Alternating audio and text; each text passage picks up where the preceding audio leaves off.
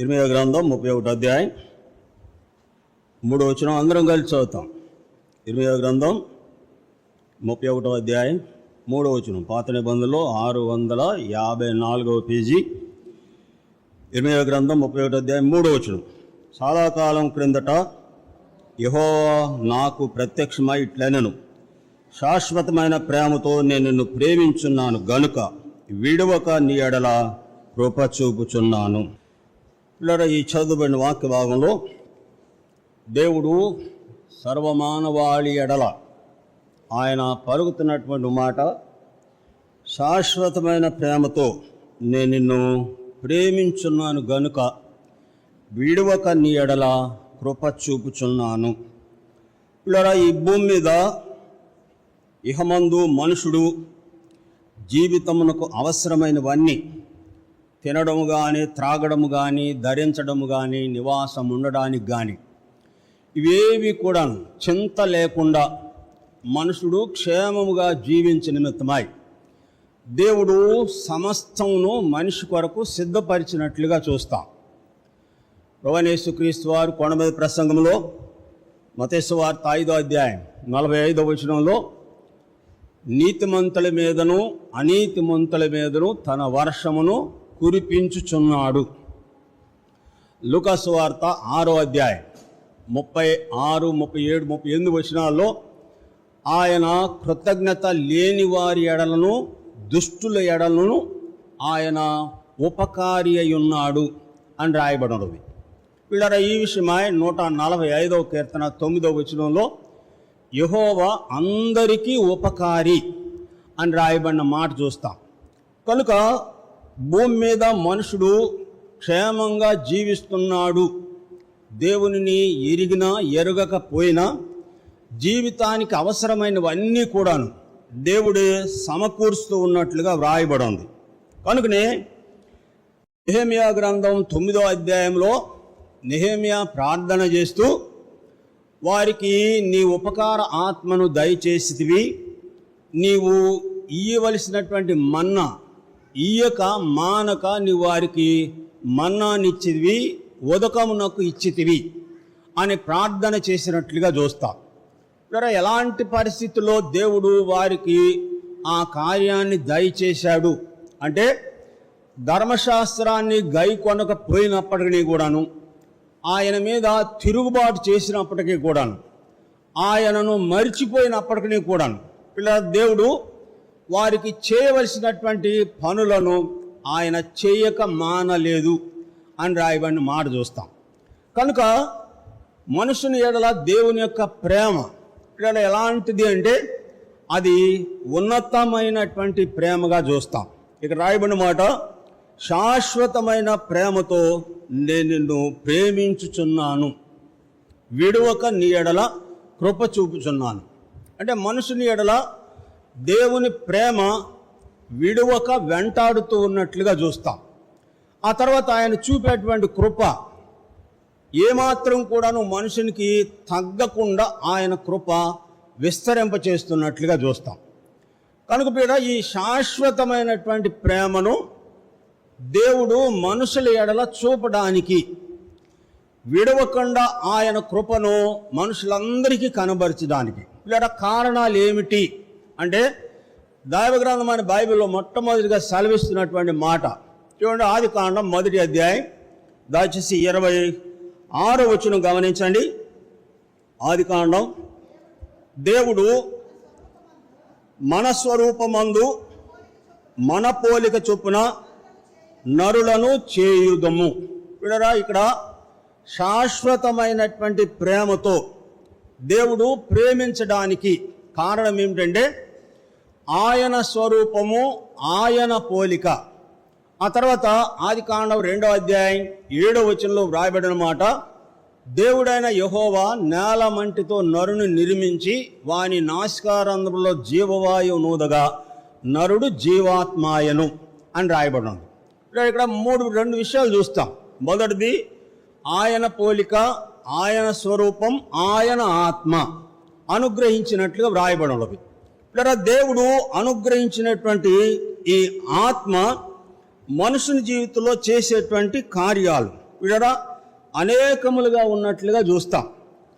మొట్టమొదటిగా ఆయన స్వరూపము, ఆయన పోలిక, ఆయన ఆత్మను ధరించినటువంటి ఆదాం దేవుని మహిమతో మహిమా దేహముగా నిర్మింపబడినట్లుగా చూస్తాం. అంటే దేవునితో సమానముగా ఉండినటువంటి వాడు. దేవుడు ఎలాంటి ఆలోచన కలిగి ఉన్నాడు, ఎలాంటి మహిమతో ఉన్నాడో వీడ ఆదాము కూడాను అదే మహిమతో ఉన్నట్లుగా చూస్తాం. వీడ ఈ విషయం ఎట్లా చెప్పగలమంటే ఆదికాండం 2వ అధ్యాయం 21, 22 వచనాల్లో రాయబడినటువంటి 2వ అధ్యాయం 22, 23లో ఆదాముకు గాఢ నిద్ర కలుగజేసి ప్రక్కటెముకను తీసి స్త్రీగా నిర్మించి ఆదాము దగ్గరకు తెచ్చినట్లుగా వ్రాయబడినది. లేదా అంతకుముందు ఆదాముకు సాటి అయిన సహాయం లేని కారణం చేత సృష్టించబడినటువంటి జంతువులన్నిటినీ ఆదాము దగ్గరకు రప్పించినట్లుగా వ్రాయబడినది. ఆ రప్పించబడినటువంటి జంతువుల్లో ఏది కూడాను ఆదాముకు సాటి అయిన సహాయం లేకపోయి ఉండుట చూచిన తర్వాత దేవుడు గాఢ నిద్ర కలుగజేసి ప్రక్కటెముకను తీసి స్త్రీగా నిర్మించి ఆదాము దగ్గరకు తీసుకొని వచ్చాడు. ఇలా తీసుకురాగానే ఆదాము ఆమెను చూసేమన్నాడంటే, నా వెముకలో వెముక, నా మాంసములో నా మాంసము, ఇది నరు నుండి తీయబడింది కాబట్టి నారి అనబడును అని పేరు చెప్పినట్లుగా చూస్తాం. ఇక్కడ గాఢ నిద్ర కలుగజేసిన అప్పటికనే కూడాను దేవుడు చేసినటువంటి కార్యాన్ని ఆదాము ఎట్లా చూడగలిగాడు అంటే, ఆదాము దేవుని మహిమతో నింపబడినటువంటి వాడై ఉన్నట్లుగా చూస్తాం. అంటే దేవుని యొక్క ప్రేమ నరుని నిర్మించుటలో తన పోలిక, తన స్వరూపము, తన ఆత్మ. అంటే ఎట్లాగా తన పోలిక, తన స్వరూపం అంటే దేవుడు 3 భాగాలుగా చెప్పబడ్డాడు: తండ్రి, కుమార, పరిశుద్ధాత్మ. అట్లాగే మనుషుడు కూడాను 3 భాగాలు: ప్రాణము, ఆత్మ, దేహము. ఇది దేవుని యొక్క పోలిక. ఈ దేహము ఆదాము మహిమ దేహము గల మనుషుడుగా ఉన్నట్లుగా చూస్తాం. ఆయన శాశ్వతమైన ప్రేమతో మనుషులను ప్రేమించడానికి మొదటిదిగా ఆయన స్వరూపమందు ఆయన పోలిక, ఆయన ఆత్మను అనుగ్రహించగా దేవుడు తన ప్రేమను చూపినట్లుగా చూస్తాం. రెండవదిగా చూస్తాం, చూడండి, కీర్తనల గ్రంథం 8వ కీర్తన 8, 4వ వచనం నుండి చూడండి. కీర్తన 8, 4వ వచనం నుండి, నీవు నరుని జ్ఞాపకం చేసుకున్నటకు వాడు ఏ పాటివాడు, నీవు నరపుత్రుని దర్శించుటకు వాడు ఏ పాటివాడు, దేవుని కంటే వాణ్ణి కొంచెము తక్కువగా చేసి ఉన్నావు, మహిమ ప్రభావములతో వానికి కిరీటము ధరింపజేస్తున్నావు, నీ చేతి పనుల మీద వానికి అధికారం ఇచ్చి ఉన్నావు, గొర్రెలన్నిటినీ, ఎడ్లనన్నిటినీ, అడవి మృగములను, ఆకాశ పక్షులను, సముద్ర మత్యములను, సముద్ర మార్గములలో సంచరించు వాటన్నిటినీ వాని ప్రాదముల క్రింద ఉంచి ఉన్నావు. యెహోవా మా ప్రభువా, భూమి యందంతటా నీ నామము ఎంత ప్రభావము గలది. వీడు అక్కడ రెండవదిగా గమనిస్తే దేవుని కంటే నరుని కొంచెము తక్కువగా చేస్తున్నావు అని రాయబడింది. ఆ తర్వాత ఆయన చేతి పనులన్నిటి మీద వానికి అధికారం ఇచ్చినట్లుగా వ్రాయబడినది.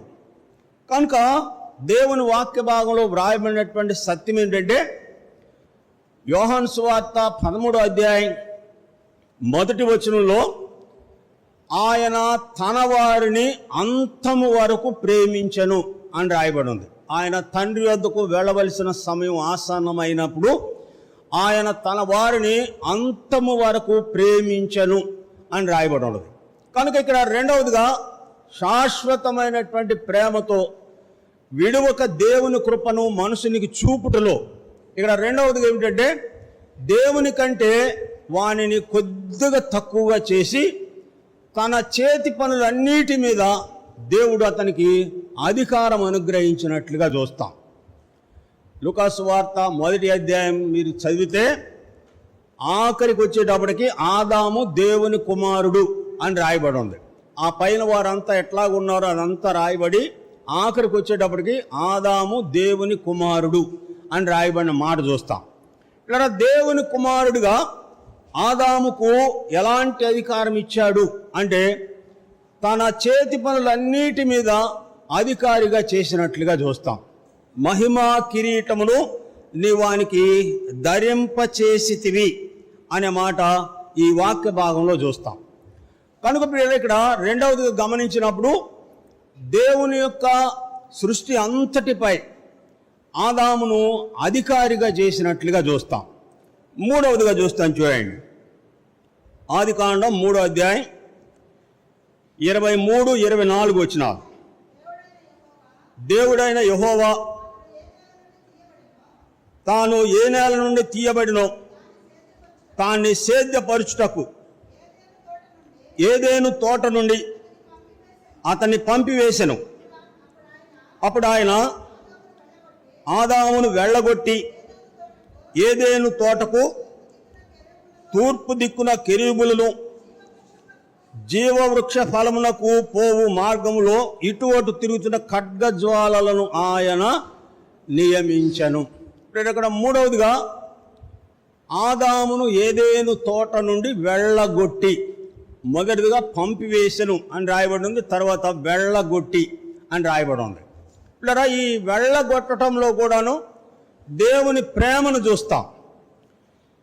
ఏమిటి దేవుని ప్రేమను ఎట్లా చూస్తామని అంటే, ఒకవేళ ఆదాము చేయి చాపి జీవవృక్ష ఫలము తిని నిరంతరము పాపములోనే ఉంటాడేమోనని దేవుడు ఏదేను తోట నుండి ఆదామును వెళ్ళగొట్టినట్లుగా చూస్తాం. దేవుని వాక్య భాగంలో వ్రాయబడినటువంటి మాట అపోస్తలుడైన పౌలు హెబ్రీయులకు రాస్తూ దేవుడు మనుషులందరి ఎడల ఆయన చేసినటువంటి కార్యాన్ని వివరించినట్లుగా చూస్తాం. హెబ్రీ పత్రిక 12వ అధ్యాయం 5-6 వచనాల్లో దేవుడు ఎవరినైతే ప్రేమిస్తాడో వారిని శిక్షించి దండిస్తూ ఉన్నట్లుగా వ్రాయబడింది. దేవుని యొక్క ప్రేమ దేవుడు మనుషులను శిక్షించడంలో కనబడుతూ ఉన్నట్లుగా చూస్తాం. ప్రకటన గ్రంథం 3వ అధ్యాయం 19-20 వచనాల్లో నేను ప్రేమించుచున్నాను గనుక నిన్ను గద్దించి శిక్షించున్నాను, నీవు ఆసక్తి కలిగి మారు మనసు పొందుము అని రాయబడిన మాట చూస్తాం. ఇప్పుడు ఆదామును ఏదేను తోట నుండి గెంటి వేయడంలో, వెళ్ళగొట్టుటలో దేవుని యొక్క ప్రేమను వ్యక్తపరచబడుతున్నట్లుగా చూస్తాం. ఇలా ఇదే విషయాన్ని ఆదికాండం 11వ అధ్యాయంలో వారందరూ భూమి అంతటా చెదరిపోకుండానట్లు ఆకాశాన్నంటే ప్రాకారములు కట్టి పేరు తెచ్చుకుందామని వారు చెప్పినప్పుడు లేదా అక్కడ దేవుడు వారిని తారుమారు చేసినట్లుగా వ్రాయబడినది. ఒకని భాష ఒకనికి తెలియకుండా తారుమారు చేసినట్లుగా వ్రాయబడినది. అయితే దేవుడు స్వార్థపరుడా అంటే స్వార్థపరుడు ఏమాత్రం కూడాను కాదు. దేవుడు తన పోలిక, తన స్వరూపము, తన ఆత్మను అనుగ్రహించాడు కనుక ఆత్మ నిత్యమైనటువంటి దండనకు గురి చేయబడకుండా నిమిత్తమై ఇక్కడ దేవుడు ఆదామును బయటకు పంపివేసినట్లుగా చూస్తాం. ఈ విషయమై మహాజ్ఞాని సామెతల గ్రంథం 3వ అధ్యాయంలో తాను ప్రేమించు కుమారుని గద్దించి శిక్షించును, ఆయన శిక్షించినప్పుడు నువ్వు విసుకకుము అని రాయబడినటువంటి మాటను చూస్తాం. కనుక ఇక్కడ మూడవదిగా ఆదామును ఏదేను తోట నుండి వెళ్ళగొట్టినట్లుగా వ్రాయబడి ఉన్నది. దీనికి కారణం ఏమిటంటే ఆయన శాశ్వతమైనటువంటి ప్రేమ యందు మనుషుడు ఉండేటట్లుగా దేవుడు ఆదామును ఏదేను తోట నుండి వెళ్ళగొట్టినట్లుగా వ్రాయబడిన మాట చూస్తాం. 4వదిగా చూస్తాం, చూడండి. యోబు గ్రంథం 34వ అధ్యాయం. యోబు గ్రంథం 34వ అధ్యాయం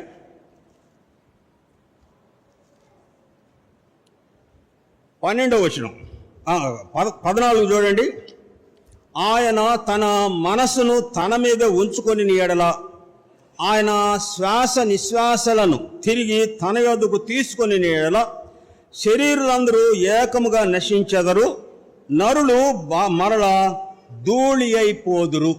ఇప్పుడు ఇక్కడ 4వదిగా గమనిస్తే ఆయన ఇచ్చినటువంటి సమస్తమును తిరిగి ఆయన తీసుకొని ఎడల ఆయన స్వరూపము కానీ ఆయన పోలిక కానీ లేక ఆయన ఆత్మను కానీ మనుషునికి అనుగ్రహించగా తిరిగి మరలా వాటిని తీసివేసుకుంటే ఇలా మనుషుడు ధూళి అయిపోవును అని రాయబడినటువంటి మాటని వాక్య భాగంలో చూస్తాం. అంటే తిరిగి ఆయన యొద్దకు తీసుకొని నీ ఎడల దేవునికి సర్వాధికారం ఉన్నట్లుగా చూస్తాం.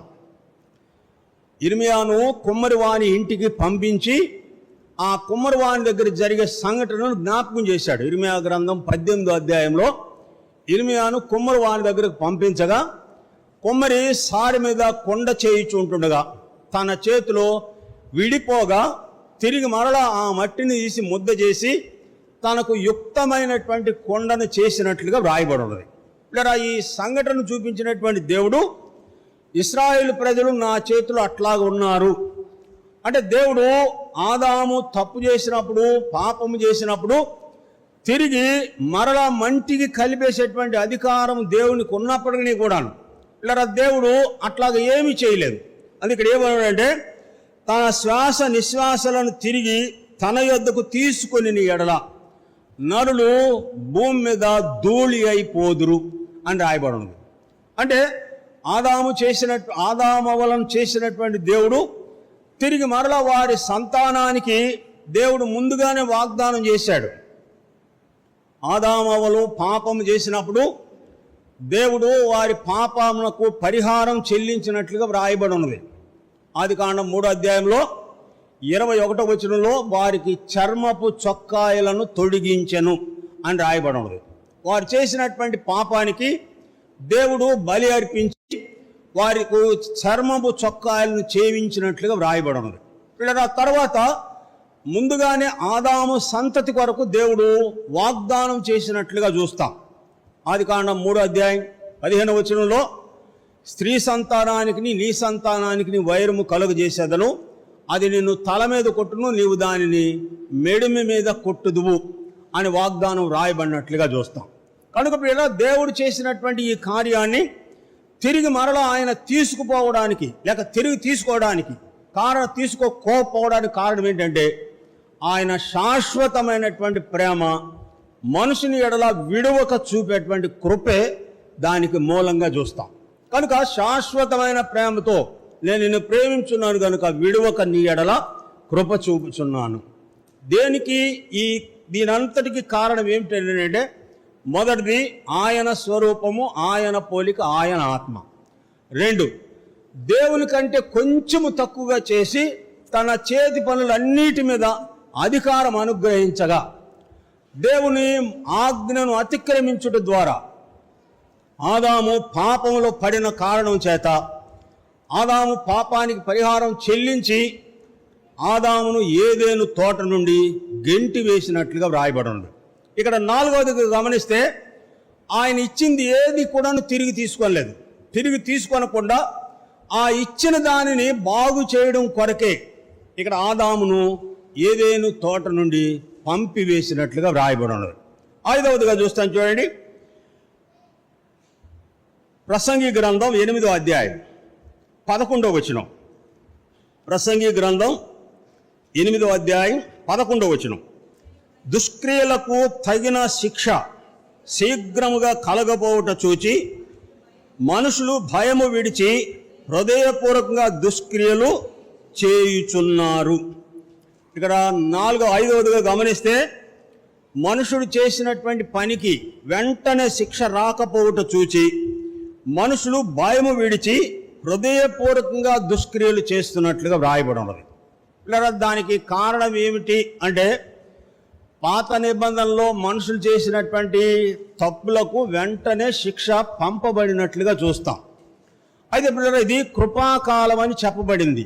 ప్రభువైన యేసుక్రీస్తు వారు శకము ఆరంభం దగ్గర నుండి ఇది కృపాకాలము అని చెప్పబడింది.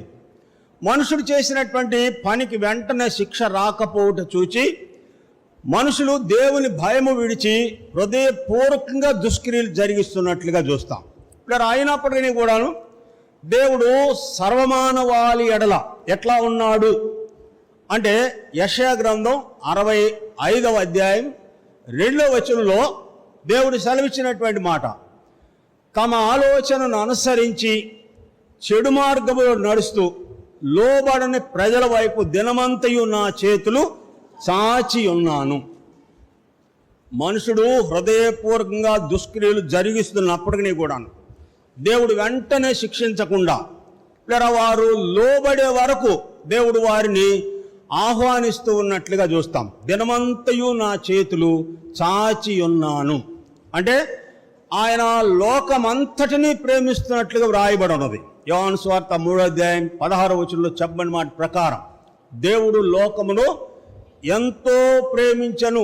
ఎంతో అనే మాటకు హద్దు లేని ప్రేమతో దేవుడు మనుషులను ప్రేమిస్తున్నాడు గనుక వెంటనే మనుషుడు శిక్షించబడకుండా నిమిత్తమై ఆయన కృపను మనుషుల ఎడల విస్తరింపజేస్తున్నట్లుగా చూస్తాం.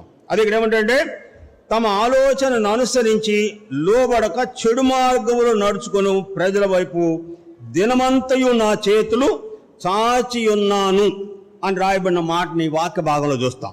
అంటే కారణం ఏమిటంటే వారి ఎడల దేవుడు చూపేటువంటి ప్రేమే. కనుకనే యెషయా గ్రంథం 1:18 ఆయన మనుషులందరినీ ఆహ్వానించినటువంటి విధానం, రండి మన వివాదం తీర్చుకుందాము, నీ పాపములు రక్తము వలె ఎర్రని బయను, అవి హిమము వలె తెల్లని బగును. మనుషునికి దేవునికి మధ్య ఉన్నటువంటి వివాదం, రండి మన వివాదం తీర్చుకుందాము. రోమపత్రిక 5:10 ఏలయనగా మనం శత్రువులమై ఉండగా అని రాయబడం. లేదా దేవునికి మనుషునికి మధ్య ఉన్నటువంటి ఆ శత్రుత్వం, ఆ వివాదం ఏమిటి? దేవుడు మనుషులతో వివాదాన్ని పరిష్కరించుకోవడానికి మనుషులను ఆహ్వానిస్తున్నప్పటికీ కూడా లేదా మనుషులు దేవుని మాటతో ఏమాత్రం కూడా ఏకీభవించకుండా జీవిస్తున్నట్లుగా చూస్తాం. ఏమిటి దేవునికి మనుషునికి మధ్య ఉన్నటువంటి వివాదం? ఇర్మీయా గ్రంథం 2:34 మరియు నిర్దోషులైన దీనుల ప్రాణరక్తము నీ బట్ట చెంగుల మీద కనబడుచున్నది, కన్నములలోనే కాదు గాని నీ బట్టలన్నిటి మీద కనబడుచున్నది. అయినను నీవు నేను నిర్దోషిని, నిశ్చయముగా ఆయన కోపము నా మీద నుండి తొలగిపోయినని చెప్పుకొనుచున్నావు. ఇదిగో పాపము చేయలేదని నీవు చెప్పిన దానిని బట్టి నీతో నాకు వ్యాజ్యము కలిగినది. దేవుడు అందరూ పాపం చేశారని దేవుడు పలుకుతున్నట్లుగా చూస్తాం. అయితే మనుషుడు ఏమంటున్నాడంటే నా యందు ఏ దోషం లేదు, నేను పాపము చేయటం లేదు. కనుక దేవుడు ఇక్కడ మనుషులకు ఆజ్ఞాపిస్తున్నది ఏంటంటే రండి మన వివాదం తీర్చుకుందాము. అంటే మనుషుని యొక్క పాపాన్ని పరిష్కరించుకునేటువంటి మార్గాన్ని దేవుడు చూపుతూ మనుషులతో మాట్లాడుతున్నప్పటికీ కూడా మనుషుడు దేవుని మాటకు లోబడినటువంటి స్థితినే చూస్తాం. కనుక ఇక్కడ రాయబడిన మాట ఏంటంటే దినమంతయు నా చేతులు చాచి ఉన్నాను అని ఇక్కడ చెబుతున్నట్లుగా చూస్తాం. కానీ ఇక్కడ 5వదిగా గమనించినప్పుడు చెడుగు వెంటనే శిక్ష రాకపోవట చూచి మనుషులు హృదయపూర్వకంగా పాపము చేస్తున్నట్లుగా చూస్తాం.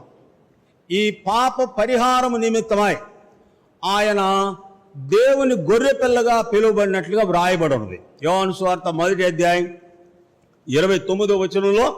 యేసు ప్రభు తన యొద్దకు వస్తున్నప్పుడు చూసినటువంటి యోహాను, ఇదిగో లోక పాపమును మోసుకొని పోవు దేవుని గొర్రె పిల్ల అని ప్రకటించినట్లుగా చూస్తాం.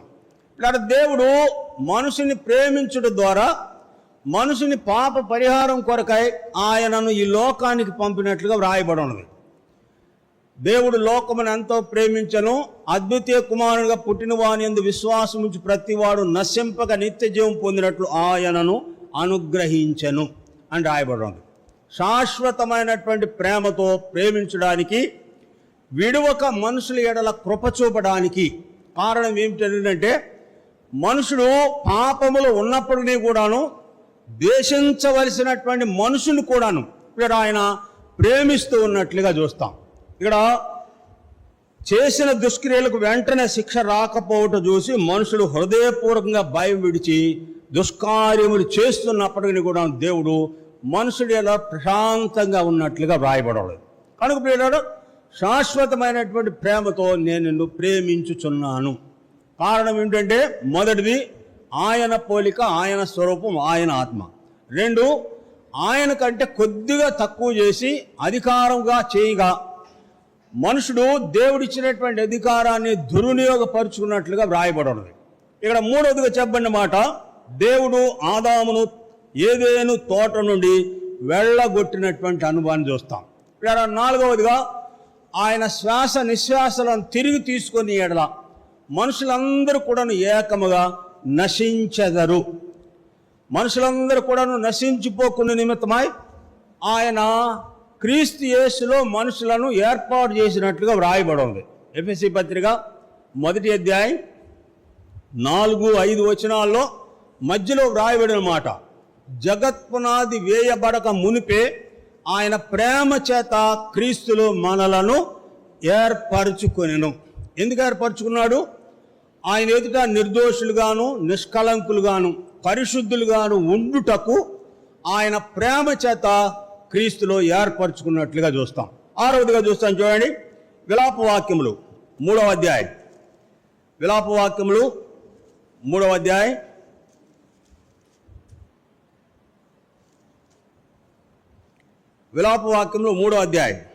22వ వచనం, యెహోవా కృపగలవాడు, ఆయన వాత్సల్యత ఎడతెగక నిలుచున్నది గనుక మనము నిర్మూలము కాకున్నాము. ఇక్కడ ఏమంటాడంటే, శాశ్వతమైన ప్రేమతో నిన్ను ప్రేమించున్నాను కనుక విడువక నీ ఎడల కృప చూపుచున్నాను. లేదా దేవుని కృప మనుషునికి దూరం అయితే మనుషుడు భూమి మీద ఏమాత్రం కూడాను సజీవుడుగా ఉండలేడు. 2వ సమూయేలు గ్రంథం 7వ అధ్యాయంలో దేవుడు దావీదుతో మాట్లాడుతూ తన కుమారుడైనటువంటి సొలొమోను విషయంలో దేవుడు దావీదుతో మాట్లాడుతూ ఒక మాట చెప్పాడు, నేను నిన్ను స్థాపించుటకై సౌలును కొట్టివేసినట్లు నా కృప ఆయనకు దూరం చేసినట్లు నీ కుమారుడికి నా కృప దూరము చెయ్యను అని దేవుడు దావీదుతో మాట్లాడినట్లుగా చూస్తాం 2వ సమూయేలు గ్రంథం 7వ అధ్యాయంలో. అంటే ఇక్కడ యెహోవా కృపగలవాడు గనుక మనము నిర్మూలము కాకున్నాము. యాకోబు మలాకీ గ్రంథం 3వ అధ్యాయం 6వ వచనంలో చెప్పని మాట, యెహోవానైన నేను మార్పు లేని వాడను గనుక యాకోబు సంతతి వారైన మీరు లయము కాలేదు. యాకోబు సంతతి అంటే ఏంటంటే మోసగాళ్ళు, మోసం చేసేవాడు, మోసపరిచేవాడు, అక్రమంగా ప్రవర్తించేవాడు. యెహోవానైన నేను మార్పు లేని వాడు కనుక యాకోబు సంతతి అయిన మీరు లయము కాలేదు. కారణం ఏంటంటే ఆయన కృపగలవాడు, యెహోవా కృపగలవాడు, ఆయన వాత్సల్యత ఎడతెగక నిలుచున్నది కనుక మనము నిర్మూలము కాకున్నాం. 23వ వచనం, అనుదినము నూతనముగా ఆయన వాత్సల్యత పుట్టుచున్నది, నీవెంతైనను నమ్మదగిన వాడు. అనుదినము, కీర్తనాకారుడైన దావీదు 68వ కీర్తనలో ఆయన అనుదినము మా భారమును భరించుచున్నాడు అని రాయబడి. అనుదినము మనుషుల భారాన్ని దేవుడు భరిస్తూ ఉన్నట్లుగా చూస్తాం. కారణం ఏమిటంటే ఆయన చూపినటువంటి కృపే. ఇక్కడ ఏమంటాడంటే విడువక నీ ఎడల కృప చూపుచున్నాను, అనుదినము నూతనముగా ఆయన వాత్సల్యత పుట్టుతున్నట్లుగా వ్రాయబడి. కనుక దేవుని శాశ్వతమైన ప్రేమ, ఆయన చూపేటువంటి కృప. మనుషుడు దుర్మార్గమైనటువంటి పరిస్థితిలో ఉన్నప్పటికీ కూడా దేవుడు మనుషులను లయపరచకుండా వారి ఎడల దీర్ఘశాంతం గలవాడై ఉన్నట్లుగా వ్రాయబడి ఉన్నది. 2వ పేతురు పత్రిక 3వ అధ్యాయం 10-11 వచనాల్లో వ్రాయబడిన మాట, ఆయన అందరి ఎడల దీర్ఘశాంతము గలవాడై అందరూ మారు మనసు పొందవలని ప్రభు తన వాగ్దానం గురించి మర్చివాడు కాడు. ఆయన రాకడ ఎందుకు ఆలస్యం చేస్తున్నాడంటే అందరూ అంతటా మారు మనసు పొందవాలని అందరి ఎడల దీర్ఘశాంతము గలవాడై తన రాకడను ఆలస్యం చేయుచున్నాడు అని రాయబడిన మాట చూస్తాం. కనుక ఇక్కడ దేవుని కృప మనుషుల ఎడల ఎట్లా ఉన్నది చూడండి. రోమపత్రిక 5వ అధ్యాయం 20వ వచనం ఆఖరిలో, పాపము ఎక్కడ విస్తరించెనో అక్కడ దేవుని కృప అపరిమితముగా విస్తరించెను అని రాయబడింది. విడువక నీ ఎడల కృప చూపుచున్నాను అంటే పాపములోనే ఉండి పాపములోనే జీవిస్తున్నప్పటికీ కూడా ఆయన మనుషునికి ఇవ్వవలసింది ఇవ్వకుండా మానివేయలేదు. మనుషుడు జీవంతో ఉండడానికి ఆయన ఆత్మే మూలమై ఉండగా తిరిగి ఆయన ఆత్మను తిరిగి మరలా తీసుకోలేదు. యోహాను సువార్త 6వ అధ్యాయం 63వ వచనంలో చెప్పని మాట, శరీరము కేవలం ఆత్మయే జీవింపు చేయుచున్నది కానీ శరీరము కేవలం నిష్ప్రయోజనము అని చెప్పని మాట చూస్తాం. కారణం ఏమిటంటే ఆయన పెట్టినటువంటి ఆత్మ గనుక ఆత్మ నశించిపోకుండా పాపములోనే ఉండగా ఆయన కృప అపరిమితముగా మనుషుల ఎడల చూపుతున్నట్లుగా ఈ వాక్య భాగంలో చూస్తాం. కానీ ఇక్కడ ఏమిటంటే యెహోవా కృపగలవాడు గనుక ఆయన వాత్సల్యత మన ఎడల కనుక మనము నిర్మూలము కాకున్నాము. 7వదిగా చూస్తాను చూడండి, సామెతల గ్రంథం 16వ అధ్యాయం. సామెతల గ్రంథం 16వ అధ్యాయం 6వ వచనం చూడండి. కృపా సత్యముల వలన దోషమునకు పరిహరించబడును. ఇక్కడ 7వదిగా గమనిస్తే కృపా సత్యముల వలన దోషమునకు పరిహారం కలుగుతున్నది అని రాయబడును. కృపా సత్యం ఈ విషయమై కీర్తన 86లో 85:10లో కృపా సత్యములు ఒకదానినొకటి కలుసుకొనినవి, ఒకదానినొకటి ముద్దు పెట్టుకొనుచున్నవి అని రాయబడింది. కృపా సత్యములు. ఇలా కృప ఏమిటి, సత్యం ఏమిటి అంటే సత్యం అనేది నిలువు కర్ర, కృప అనేది అడ్డకర్ర. ఈ సిలువ మీద యేసు ప్రభు సిలువ వేయబడ్డాడు. ఇలా సత్యం ఏమిటి అంటే నిలువు కర్ర చూపేది యెహెజ్కేలు గ్రంథం 18వ అధ్యాయం 23వ వచనంలో పాపము చేయువాడే మరణము నొందవలెను. ఇది సత్యం. ఇది నిలువు కర్రకు సూచనగా చూస్తాం. కృపా సత్యములు ఒకదాన్ని ఒకటి కలుసుకొని ముద్దు పెట్టుకొనుచున్నవి. కృప ఏమిటంటే పాపము చేయవాడే మరణించాలి కనుక ఆ పాపములో ఉన్నవాడు మార్పు చెందే వరకు కృప అనేటువంటి అడ్డుకర్ర అడ్డుపడినట్లుగా చూస్తాం.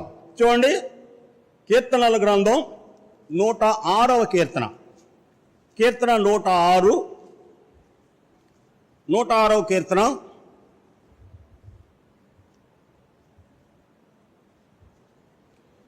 23వ వచనం గమనించండి. అప్పుడు ఆయన, నేను వారిని నశింపజేసేదనెను, అయితే ఆయన వారిని నశింపచేయకున్నట్లు ఆయన కోపము చల్లార్చుటకై ఆయన ఏర్పరచుకొనిన మోషే ఆయన సన్నిధిని నిలిచి అడ్డుపడెను. ఇలా ఈ కార్యం ఎక్కడ జరిగిందంటే నిర్గమకాండం 32వ అధ్యాయంలో జరిగింది. వారు ఐగుప్తు నుంచి బయటకు వచ్చిన 2 నెలల కాలానికే వారు దూడను చేసుకొని పూజిస్తూ ఉన్నప్పుడు, నువ్వు తప్పుకో, నేను వారిని నశింపజేసి నీలో నుండి నూతనమైన జనాంగాన్ని పుట్టిస్తానన్నప్పుడు వేరే మోషే దేవుని సన్నిధిలో అడ్డుపడినట్లుగా చూస్తాం. నీవు ఐగుప్తుని తీసుకొచ్చి మార్గం మధ్యలోనే చంపేశారని ఐగుప్తీలు చెప్పుకుంటారు కనుక వారు చేసినటువంటి పాపానికి నువ్వు సంతాపపడమని దేవుణ్ణి మోషే బ్రతిమలాడినట్లుగా చూస్తాం. కనుక మీరా దేవుడు మోషే యొక్క అడ్డుపడినటువంటి కారణం చేత, మోషే అడ్డుపడి చెప్పినటువంటి మాటలను విన్నటువంటి దేవుడు, నిన్ను బట్టి నేను వారిని క్షమించుచున్నాను అని చెప్పినట్లుగా వ్రాయబడను. కనుక ఇక్కడ మోషే ఏమన్నాడంటే ద్వితీయోపదేశకాండంలో, నా వంటి ఒక ప్రవక్తను దేవుడు మీ కొరకు పుట్టించును అని మోషే ఇజ్రాయెల్ ప్రజలకు తెలియపరిచినట్లుగా చూస్తాం. నా వంటి ఒక ప్రవక్తను. ఎవరు ఆ ప్రవక్త అంటే ప్రభు అయిన యేసుక్రీస్తు వారు. ఇక్కడ ప్రభు అయిన యేసుక్రీస్తు వారు సిలువకు అడ్డకర్రగా ఆయన కృప మనుషులందరి ఎడలా విస్తరింపజేసినట్లుగా దేవుని వాక్య భాగంలో చూస్తాం. కనుక ఇక్కడ దేవుడు సెలవిచ్చిన మాట, శాశ్వతమైన ప్రేమతో నేను ప్రేమించున్నందుక విడువక నీ ఎడల కృప చూపుచున్నాను. ఈ కృపా సత్యములు కలుసుకొనుట ద్వారా మనుషులందరి దోషానికి ప్రాయశ్చిత్తం కలిగినట్లుగా దేవుని వాక్య భాగంలో చూస్తాం. ఇక్కడ రాయబడినటువంటి మాట ఏమిటంటే చూడండి, ఇక్కడ సామెతల గ్రంథం 10వ అధ్యాయం, సామెతల గ్రంథం 10వ అధ్యాయం 12వ వచనం, పగ కలహమును రేపును, ప్రేమ దోషములన్నిటినీ కప్పును. ప్రభువైన యేసుక్రీస్తు వారు చూపినటువంటి ప్రేమ మనుషులందరి దోషాన్ని కప్పివేసినట్లుగా చూస్తాం. ఆ తర్వాత సామెతలు 17:9లో ప్రేమను వృద్ధి చేయగోరువాడు తప్పిదములను దాచిపెట్టును అని రాయబడి ఉంది. మనుషుల యొక్క తప్పిదాలన్నిటినీ ప్రభువైన యేసుక్రీస్తు వారు ఆయన రక్తంలో తుడిచివేసినట్లుగా వ్రాయబడి ఉన్నది. యోహాను రాసిన మొదటి పత్రిక 1వ అధ్యాయం 7వ వచనంలో వ్రాయబడిన మాట ప్రకారం యేసు రక్తము ప్రతి పాపము నుండి మనలను పవిత్రులనుగా చేయును అని రాయబడింది. ఎప్పుడు ఆయన వెలుగులో ఉన్న ప్రకారం మనుషులు కూడా నా వెలుగులోనికి వస్తే ఆయన రక్తము ప్రతి మనిషిని పాపమును పరిహరించినట్లుగా వ్రాయబడినది. కనుక పిల్లలు ఈ వాక్య భాగంలో వ్రాయబడినటువంటి మాట, నా వంటి ఒక ప్రవక్తను దేవుడు మీ కొరకు పుట్టించును. ప్రభువైన యేసుక్రీస్తు వారి లోకానికి వచ్చి చేసినటువంటి కార్యమే మనుషులందరికీ పాప దోషములన్నిటి నుండి విడుదల విమోచన కలిగినట్లుగా వ్రాయబడినది. కనుక అపోస్తలుడైన పౌలు కొరింథీయులకు రాసిన మొదటి పత్రిక 15వ అధ్యాయం మొదటి 3 వచనాల్లో లేఖనముల ప్రకారము క్రీస్తు మృతి పొంది లేఖనముల ప్రకారం ఆయన 3వ దినమందు లేపబడెను అని రాయబడింది. ఆయన మరణించడానికి తిరిగి లేపబడడానికి వేరే కారణం ఏమిటంటే ప్రకటన గ్రంథం 1వ అధ్యాయం 18వ వచనంలో ఇదిగో మృతుడనైతిని గాని యుగ యుగములు సజీవుడనై ఉన్నాను. రోమాపత్రిక 4వ అధ్యాయం 25వ వచనంలో ఆయన మన పాపముల నిమిత్తం అప్పగించబడి మనము నీతిమంతులుగా తీర్చబడుటకై ఆయన లేపబడెను అని రాయబడింది. పాపముల నిమిత్తం అప్పగించబడి సిలువలో మృతి పొంది 3వ దినమందు తిరిగి లేచుట ద్వారా మనుషుడు నీతిమంతుడిగా చేయబడినట్లుగా దేవుని వాక్య భాగంలో చూస్తాం. కనుకనే రోమాపత్రిక 8వ అధ్యాయం 30వ వచనంలో ఎవరిని నిర్ణయించనో వారిని పిలిచను, ఎవరిని పిలిచినో వారిని నీతిమంతులుగా తీర్చను, ఎవరిని నీతిమంతులుగా తీర్చనో వారిని మహిమ పరిచను అని రాయబడింది. యేసు ప్రభులో నిర్ణయించబడినటువంటి వారిని దేవుడు పిలిచినట్లుగా చూస్తాం. పిలిచినటువంటి దేవుడు వారిని నీతిమంతులుగా చేసినట్లుగా చూస్తాం. నీతిమంతులుగా చేసిన దేవుడు వారిని మహిమ పరిచినట్లుగా చూస్తాం. ఏమిటి దేవుని పిల్లలకు కలగబోయే మహిమ అంటే కొరింథీయులకు రాసిన మొదటి పత్రిక 15వ అధ్యాయం 51, 52 వచనాల్లో రెప్పపాటులో మనం అందరం మార్పు చెందుదుము. క్షయమయ్యేటువంటి ఈ దేహము అక్షయతను ధరించుకొని దేవుని సన్నిధికి చేరడమే ఈ మహిమ పరిచినటువంటి అనుభవాన్ని చూస్తాం. కనుక ఎవరిని నీతిమంతులుగా తీర్చను వారిని మహిమ పరిచెను. ఇక్కడ దేవుడు మనుషులను ప్రేమించి ఆయన మహిమకు అర్హులుగా చేయగా ఇక్కడ మనుషుడు చేయవలసినటువంటి పని చూడండి. కొరింథీయులకు రాసిన మొదటి పత్రిక 6వ అధ్యాయం, కొరింథీయులకు రాసిన మొదటి పత్రిక 6వ అధ్యాయం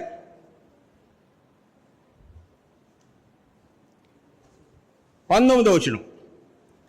మొదటి పత్రిక 6వ అధ్యాయం 19వ వచనం. మీ దేహము దేవుని వలన మీకు అనుగ్రహించబడి మీలోనున్న పరిశుద్ధాత్మకు ఆలయమై ఉన్నారని మీరు ఎరుగరా? మీరు మీ సొత్తు కారు, విలువబెట్టి కొనబడిన వారు గనుక మీ దేహములతో దేవునిని మహిమపరుచుడి. ఎందుకు మహిమపరచాలి అంటే దేవుడు నిన్ను ప్రేమించినటువంటి విధానాన్ని బట్టి. యోహాను రాసిన మొదటి పత్రిక 4వ అధ్యాయం 10వ వచనంలో వ్రాయబడిన మాట, మనము దేవుని ప్రేమించితిమని కాదు గాని తానే మనలను ప్రేమించి మన పాపములకు ప్రాయశ్చిత్తమై ఉండుటకై ఆయన కుమారుని పంపెను, ఇందులో ప్రేమ ఉన్నది అని రాయబడాలి. ఆయన చూపినటువంటి ప్రేమకు ప్రతిగా లేదా ఆయన మహిమపరచడానికి ప్రతిగా నువ్వు దేవుని మహిమపరచవలసి ఉన్నట్లుగా చూస్తాం. దేవుడు మీ దేహము దేవుని వలన అనుగ్రహించబడినది. మీ దేహము మీ దేవుని వలన, మీరు మీ సొత్తు కారు, విలువ పెట్టి కొనబడిన వారు. నిన్ను కొనడానికి ఆయన పెట్టినటువంటి విలువ లేదా ఈ భూమి మీద ఎవరూ కూడాను చెల్లించలేనంత క్రయాన్ని ఆయన చెల్లించినట్లుగా చూస్తాం. కనుక మీ దేహములతో దేవునిని మహిమ పరుచుడి. శాశ్వతమైన ప్రేమతో ప్రేమిస్తూ నీ ఎడల విడువక ఆయన కృప చూపుచూ ఉంటుండగా ఆయన చూపినటువంటి ప్రేమకు ప్రతిగా నువ్వు దేవునిని మహిమ పరచవలసి ఉన్నట్లుగా ఈ వాక్య భాగంలో చూస్తాం.